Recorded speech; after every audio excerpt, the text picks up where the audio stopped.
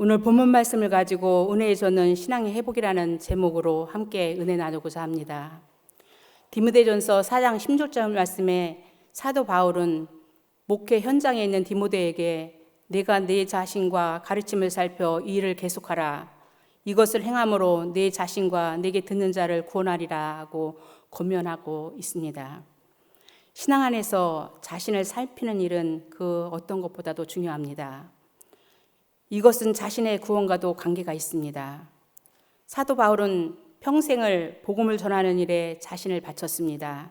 그런 그가 오늘 본문 말씀에 고백합니다. 내가 내 몸을 쳐 복종하게 함은 내가 남에게 전파한 후에 자신이 도리어 버림을 당할까 두려워함이로다 라고 말씀하고 있습니다.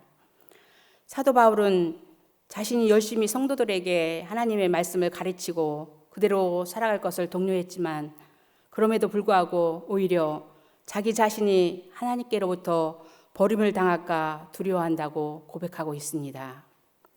우리는 우리 자신이 날마다 하나님 말씀 안에 있는가, 믿음 안에 있는가 살펴봐야 합니다. 그렇지 않으면 우리가 버림받은 자가 될 수 있기 때문입니다. 고린도후서 13장 5절 말씀에 너희는 믿음 안에 있는가, 너희 자신을 시험하고 너희 자신을 학정하라. 예수 그리스도께서 너희 안에 계신 줄을 너희가 스스로 알지 못하느냐. 그렇지 않으면 너희는 버림받은 자니라 말씀하고 있습니다. 특히 교회의 지도자들은 더욱더 자신을 살펴야 합니다. 그리고 자신의 가르침을 살펴야 합니다. 지금부터 몇 년 전 이야기입니다. 교구 교육자들이 5명이 청천에 요양원 신방을 갔습니다. 그래서 그곳에서 요양하고 계신 집사님과 이런저런 얘기 끝에 그 집사님에게 우리가 어떤 사람인 것 같으냐고 물어본 적이 있습니다. 그때 목사님들을 모시고는 목사님 같다고 이야기하고 다른 사람에게는 이런 사람 같다, 저에게는 선생 같다는 말을 들었습니다. 이 말을 듣고 저는 기분이 좋은 것이 아니라 말씀이 마음에 와서 찔렀습니다. 야고보서 1장 말씀인데 내 형제들아 너희는 선생된 우리가 더 큰 심판을 받을 줄 알고 선생이 많이 되지 말라는 말씀입니다. 교구 전도사 사역하면서 제가 혹시나 세상 선생같이 도덕과 윤리의 문제로 타인의 삶을 함부로 평가하고 재단하지 않았나. 도덕의 잣대를 타인에게 들여대는 사람이 선생되기 좋아하는 사람이라고 했는데 혹시나 내가 신방하면서 이렇게 하지 않았나 하는 생각이 들었고 지금도 항상 세상 선생되지 않으려고 이 말씀을 묵상하고 있습니다. 더욱이 많은 사람들에게 영향력을 주는 리더들은 더욱더 조심해야 합니다. 자신만이 아니라 자신에게 배운 사람들의 구원도 연관되어 있기 때문입니다. 그러므로 우리는 모두가 경건과 말씀과 자신을 살피는 일에 계속해서 하나님 보시기에 더욱더 성숙한 사람으로 성장해 나가야 합니다. 날마다 자신을 살피는 일을 계속한다면 우리는 넉넉히 구원을 받을 것이요 하나님의 기쁨이 되는 삶을 살아갈 수가 있게 됩니다. 사람들은 누구나 복받고 행복하기를 소망합니다. 그런데 분명히 알아야 될 것이 있는데 행복은 소망하고 기도한다고 저절로 오는 것이 아니라는 것입니다. 행복은 조건 없이 베푸는 선한 마음과 자기를 지키는 절제의 마음으로 끊임없이 노력하고 실천할 때 주어지는 것입니다. 불행 또한 내 안에 선하지 못한 마음과 교만으로 인해서 오는 것입니다. 복은 하나님께서 주시지만 내가 어떻게 사느냐에 달려 있습니다. 하나님은 하나님 마음이 합당한 자들에게 복을 주시기 때문에 우리는 하나님의 복을 받을 자로 살아야 합니다. 그러기 위해 오늘 본문의 사도 바울처럼 끊임없이 나를 쳐서 복종해야 합니다. 저는 오늘 이 설교가 단에서 마지막 설교가 되지 않을까 생각합니다. 우리 교회에서 25년 사역을 마친다 생각하니 부족함이 너무 많았고 아쉬움도 있고 여러 가지 마음이 교차됩니다. 제가 조금이라도 교회에서 무엇을 했다 하면 그것은 주님이 하신 것입니다. 그리고 여러분들의 사랑과 기도가 한 것입니다. 그런데 사역하면서 나의 신앙 관리를 제대로 했나 하는 생각이 들었습니다. 열심히 30년을 전도사로 복음을 전했는데 과연 나는 올바른 신앙에 있나 하는 생각이 들었고, 오늘 본문 말씀을 주께서 주셔서 앞으로의 사역 속에서 내가 실천해야 될 기도 제목이며 하나님 보시기에 온전한 신앙으로 서야 할 숙제로 생각합니다.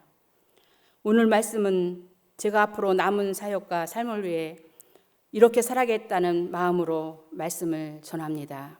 여러분들도 앞으로의 신앙생활에 도움이 되는 말씀이 되시길 바라겠습니다. 그러기 위해서는 먼저 우리는 영적으로 지금 이 시대가 어떤 시대인가를 알고 우리 신앙에 어떤 변화가 있어야 하는지 함께 도전받는 시간이 되시기 바라겠습니다. 첫째, 지금 이 시대는 기갈의 때라는 것입니다. 세계 도처에서 일어나고 있는 현상들이 지금 온 세상적으로 하여금 목마른 곳으로 달려가게 합니다. 사람에게는 선천적으로 여러 가지 기갈이 있습니다. 육체적인 기갈이 있고, 무엇을 알고자 하는 지식의 기갈이 있고, 또 사랑하고자 하는 애정의 기갈이 있고, 물질의 기갈, 권력의 기갈, 아름다움의 기갈, 그리고 영적인 기갈이 있습니다. 사람은 영적인 존재이기 때문에 날마다 하나님의 말씀이 공급되지 아니하면 영적인 기갈 상태, 즉 영적 공허에 빠집니다.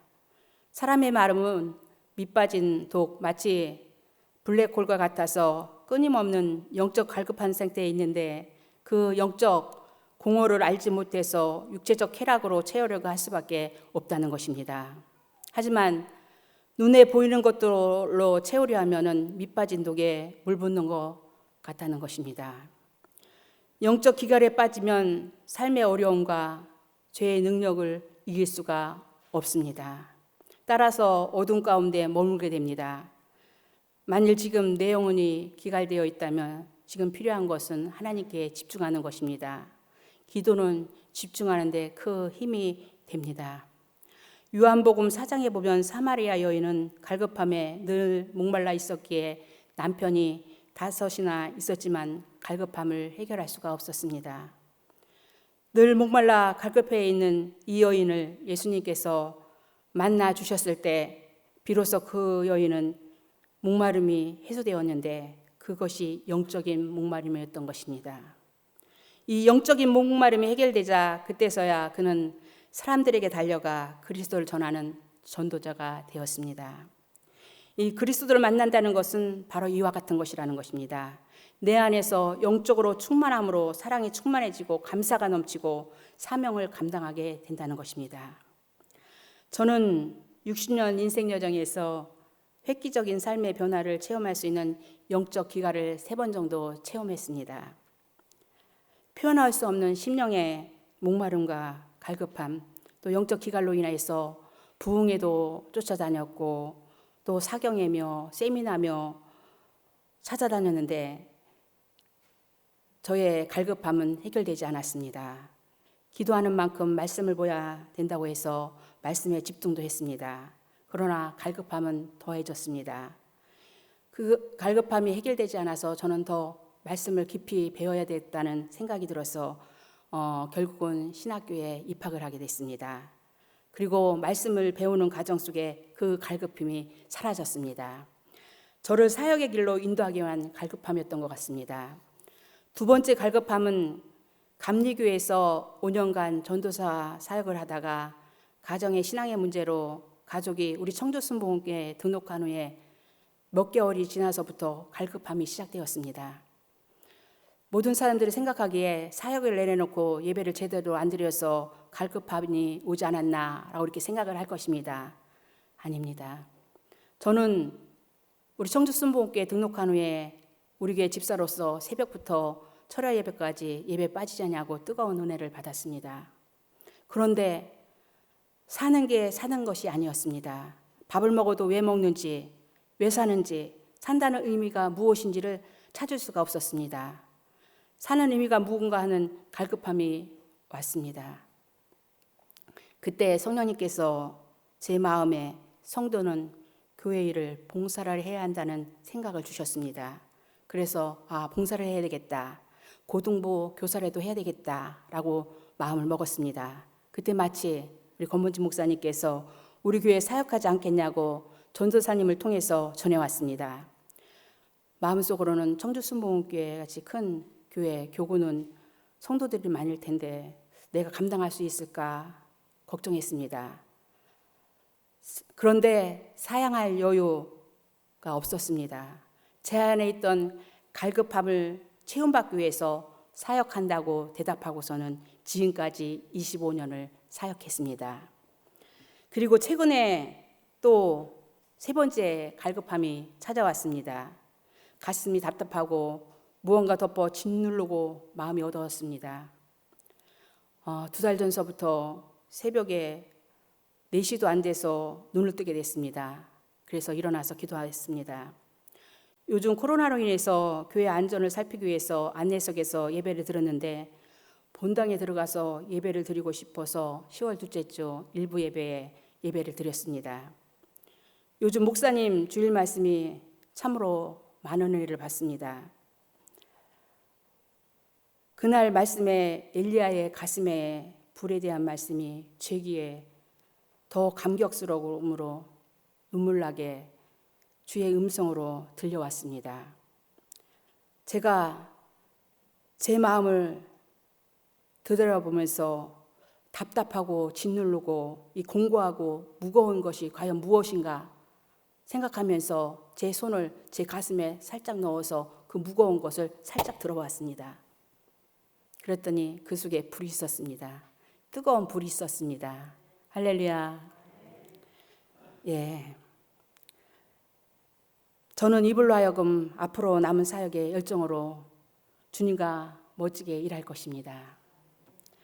우리를 향하신 하나님의 뜻은 기근을 풍년으로 바꿔주는 것이 아니라 여러 가지 모양의 기근을 통해서 우리의 영적 근력과 성숙을 체험하게 합니다. 세상에 어떤 기근도 우연은 없습니다.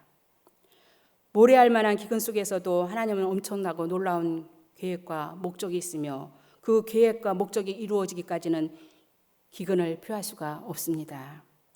우리가 영적인 갈급함이 없다는 것은 세상 일에 그 마음을 다순히 주님께 향할 마음이 없다는 의미입니다. 아모스 8장 11절 말씀에 주 여호와의 말씀이니라 보라 날이 이를지라 내가 기근을 땅에 보내리니 양식이 없어 주림이 아니며 물이 없어 가람이 아니요 여호와의 말씀을 듣지 못한 기갈이라 아모스 선지자는 예언합니다. 지금 이 시대는 아예 하나님을 찾지 아니하거나 하나님을 찾는다고 하면서 세상과 더불어 짝하기 때문에 두 주인을 섬기면서 외식과 형식주의에 빠져들기 때문에 자연적인 영적 목마름이 오게 됩니다. 사람들이 발버둥 칠수록 이 갈증이 해결되지 않냐고 더 배고파지는 이유는 무엇일까요? 여기에서 인생들은 목마름이 오게 되는데 다음과 같은 목마름이 오게 됩니다. 하나님의 말씀에 대한 목마름입니다. 마지막 때는 생명의 말씀인 하나님을 찾지도 않고 하나님의 말씀을 듣지도 못하는 영적인 기갈, 영적인 무망 때가 온다는 것입니다. 우리가 지금 코로나 사태로 예배를 온전히 드리지 못할 때가 왔습니다. 홍수 속에 목마름이 오듯이 지금처럼 지식과 사회보장제도의 풍요 속에 인생들은 목마름이 옵니다. 왜냐하면 하나님의 말씀을 바로 알고자 하는 열망이 세상의 풍요로 인해 그 관심이 극히 시들었기 때문입니다.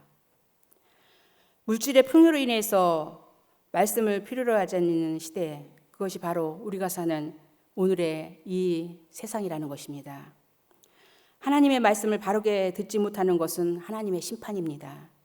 하나님의 말씀이 약까지 때로는 쓰기는 하나 말씀이 없으면 인본주의, 세속주의 신앙으로 변질됩니다.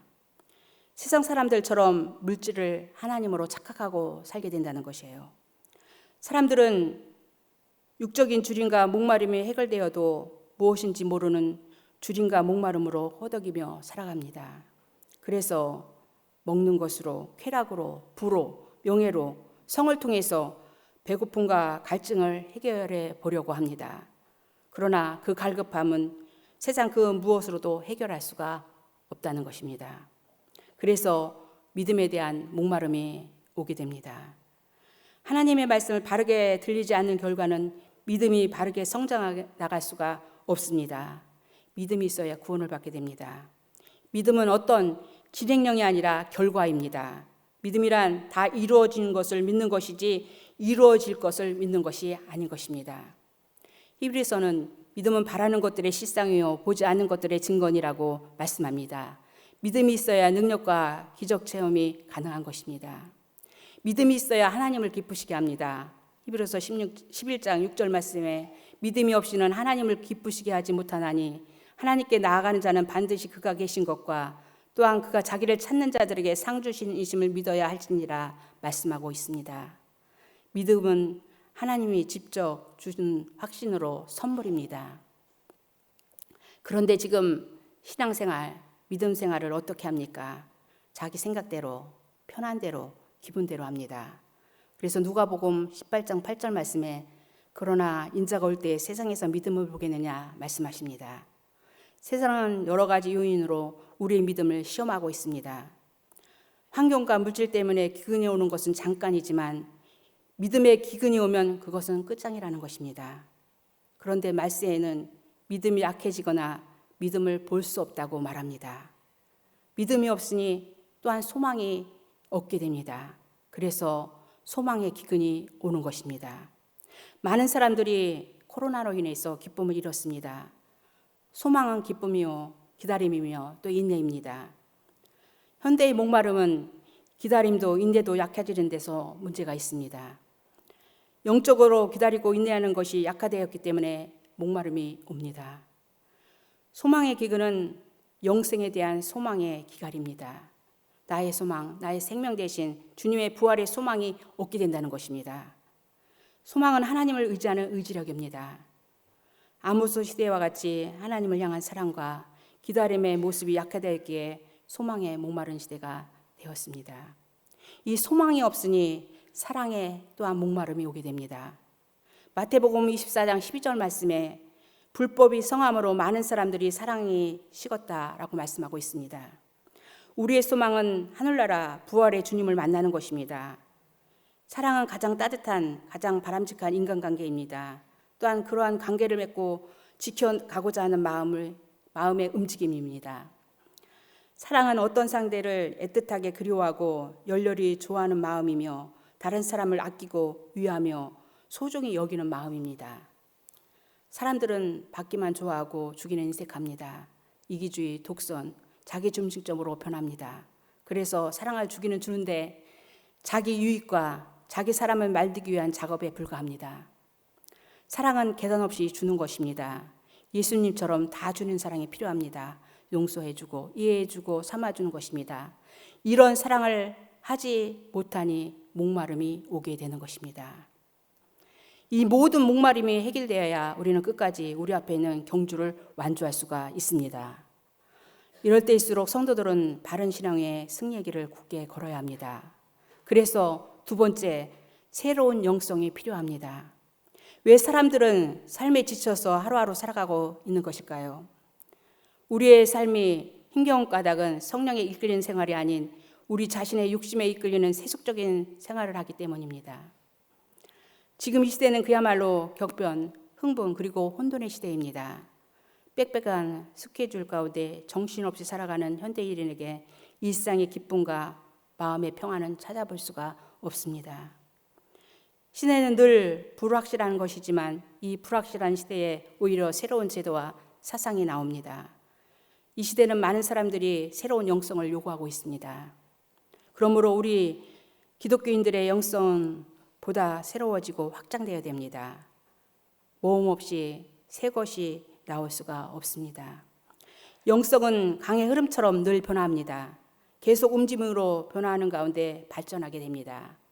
이사야서 43장 19절 말씀에 보라 내가 새 일을 행하리니 이제 나타날 것이라 너희가 그것을 알지 못하겠느냐 반드시 내가 광야의 길을 사막의 강을 내리니 하나님은 늘 새 일을 시도하십니다. 우리는 골로새서 3장 10절 새 사람을 입으라는 말씀과 같이 예수 안에서 날마다 새 사람이 되어야 합니다.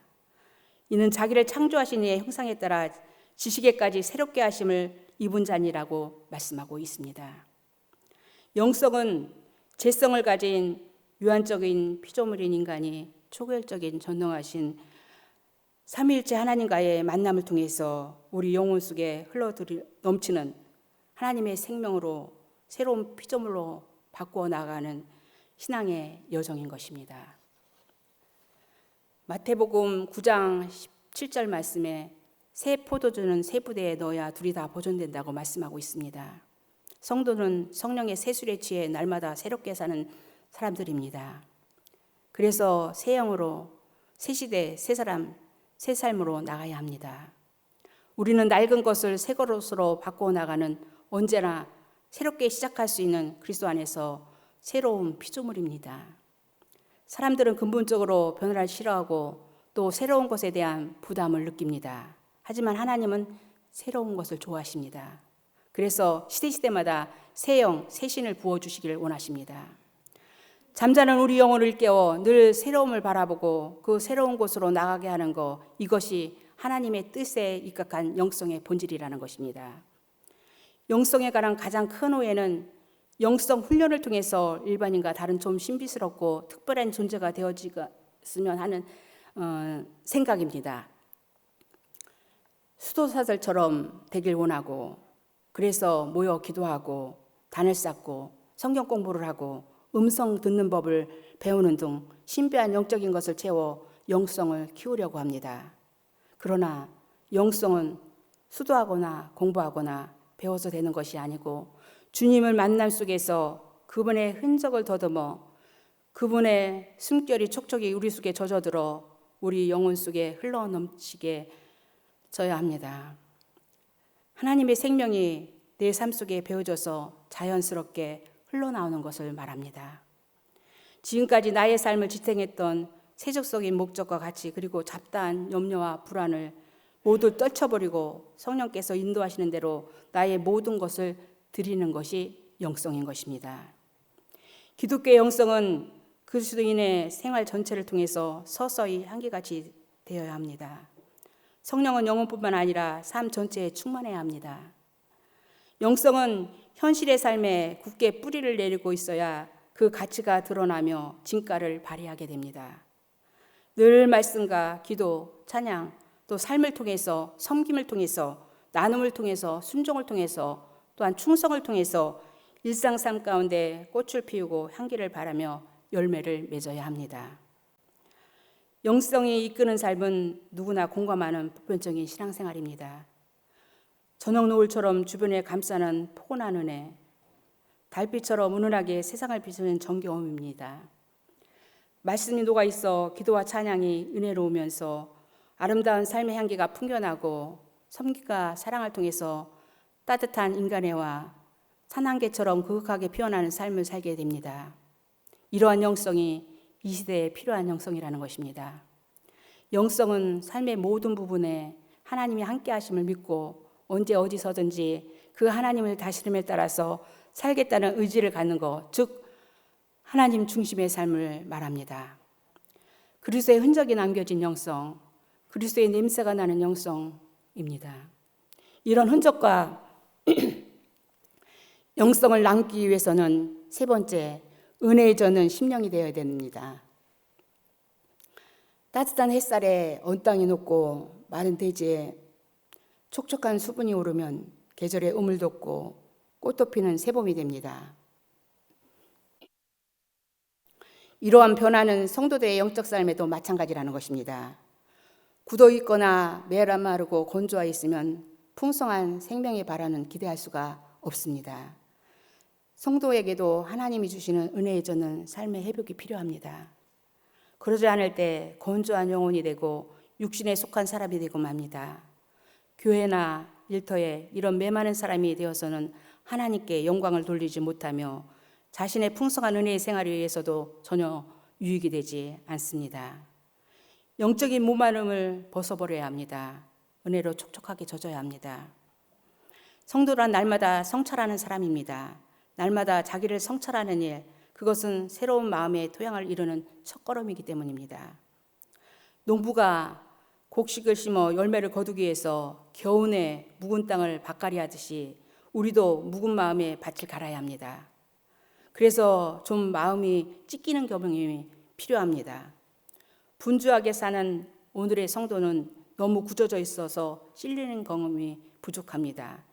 찔리고 쪼개져야 윤택해지는 것이 성령의 법칙인데 우리는 너무 굳고 딱딱해져 있습니다. 성숙한 성도, 은혜의 성도, 성령 충만한 성도, 또한 영적 통찰력과 생명의 능력을 소유하려면 그는 말씀에 자주자주 찔리는 사람입니다. 복음에 찔리고 율법에 찔리는 사람입니다. 율법에 찔려서 자기를 발견하고 복음에 찔려서 참사랑을 발견하는 사람입니다. 율법에 찔려 추하고 연약함을 깨닫고 자기의 실상을 깨닫고 복음에 찔려 이런 나를 십자가에 못 박히신 주님의 놀라운 사랑을 깨달는 것입니다. 율법의 깨우침으로 나의 진면물을 발견하고 울고 복음의 빛으로 그런 나를 용서하려 십자가의 고통을 자초하신 그 큰 사랑에 우는 사람입니다. 율법은 우리의 연약성과 더러움을 드러내고 고발하고 저주할 뿐 우리에게 어떠한 자유함을 주지 못합니다. 남을 정죄하고 비판하고 관용하지 못하고 약점을 들추고 관계를 끊어지게 합니다. 그러나 복음은 우리의 연약함과 두려움과 추악함을 주님의 보혈로 덮어 깨끗게 하심으로 진리가 너희를 자력케 하리라 하신 같이 예수 안에서 새로운 피조물로 거듭나 자유할 수가 있습니다. 율법에 대해서 하나님이 무엇을 원하신가에 대한 복음의 영적인 각성이 생기면 선과 악을 구별할 수 있는 영안이 열리고 영적인 분별력이 생깁니다. 선을 행하고자 하는 소원이 생깁니다. 하나님께 순종하고 싶은 소망이 생깁니다. 하나님의 말씀을 즐거워하며 묵상하는 사람이 됩니다. 우리는 십자가를 통해 율법의 저주에서 풀려나고 하나님의 축복의 자녀가 되었습니다. 주님을 믿음으로 거듭나고 은혜 받고 복을 받았습니다. 우리는 은혜로 얻은 이 구원을 절대로 빼앗기거나 다른 무엇과 바꾸어서는 안 됩니다. 말씀으로 찔림받고 은혜에 젖는 심령이 되시기 바라겠습니다. 그리하여 우리 안에 부활의 생명을 크게 발화시키십시오. 우리 안에 부활의 생명이 크게 자라면 모든 것을 감쌀 수 있는 하나님의 사람, 성령의 사람이 될 수가 있습니다. 그 생명의 향기는 백합같이 온 세상에 가득 채우며 모든 사람들에게 삶의 희망과 용기를 주게 됩니다. 아름다운 사람이 머무는 곳에 아름다운 자국이 남듯이 은혜에 젖어 신앙의 회복이 된 성도들이 머무는 곳에서는 치유와 생명의 역사와 삶의 희망이 넘치게 될 것입니다. 저와 여러분들이 이런 아름다운 삶을 사시기 바라겠습니다. 말씀을 정리하겠습니다. 우리는 우리 자신이 날마다 말씀 안에 있는가 믿음 안에 있는가 우리의 신앙을 살펴봐야 합니다. 지금 이 시대는 많은 사람들이 영적 목마름으로 고통받고 있는데 나는 그것을 깨닫고 있는지, 우리 안에 영적 갈급함이 없다는 것은 세상 사는 일에 그 마음을 다주니 주님께 드릴 마음이 없다는 것인데, 그래서 잠자는 우리 영혼을 일깨워야 하는 새로운 영성이 필요합니다. 먼저 우리를 지탱하던 세속적인 목적과 같이, 그리고 잡다한 염려와 분할을 모두 떨쳐버리고 성령께서 인도하시는 대로 우리의 모든 것을 드려야 합니다. 그리고 영적인 메마름에서 은혜로 촉촉해지는 심령들이 되어야 합니다. 자기를 성찰하며 율법에 찔려서 내가 얼마나 독선적이고 배려하지 못하고 추악하고 더러운 사람인가를 깨닫고 복음에 찔려 그런 나를 사랑하셔서 십자가의 보혈로 정결케 하사 새로운 피조물로 진리 안에서 자유함을 누리고 모든 이들에게 치유와 생명의 역사와 삶의 희망을 주는 능력 있는 아름다운 성령의 사람이 되어야 합니다. 우리는 이렇게 되기 위해서 늘 노력하는 복되고 아름다운 심령들이 되시기 바라겠고, 우리 자신을 복종하여서 정말 하나님 앞에 귀하고 아름답게 쓰임받을 수 있는 은혜의 심령들이 되시기 바라겠습니다. 우리 주여 삼창하고 들은 말씀을 생각하면서 기도하겠습니다.